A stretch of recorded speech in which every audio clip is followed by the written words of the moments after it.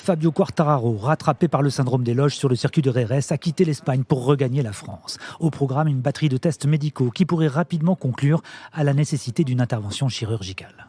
Il est absolument impossible que Fabio puisse rouler la prochaine fois, c'est-à-dire dans 2 semaines, sans avoir été opéré.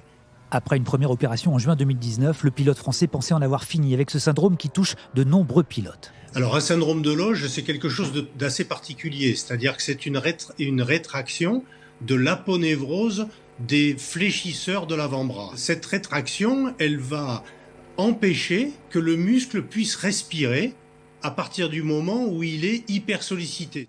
Lors des freinages, les avant-bras des pilotes encaissent une pression extrême qui culmine à 1,6 G 30 fois par jour, soit 600 fois par course. En cas de syndrome des loges, la douleur croît de manière exponentielle jusqu'à neutraliser les muscles. Le passage en chirurgie devient alors inéluctable.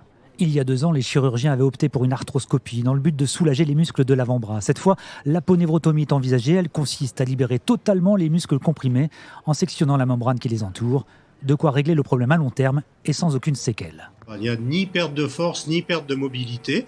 Il y a malheureusement un avant-bras qui est un peu tendu parce qu'il y a eu une intervention. Le commun des mortels met en moyenne 3 semaines à se remettre d'une telle opération. Pour les pilotes, le délai est très souvent ramené à une dizaine de jours, 2 semaines au plus. Si l'intervention était programmée maintenant, Quartararo pourrait espérer participer au Grand Prix de France.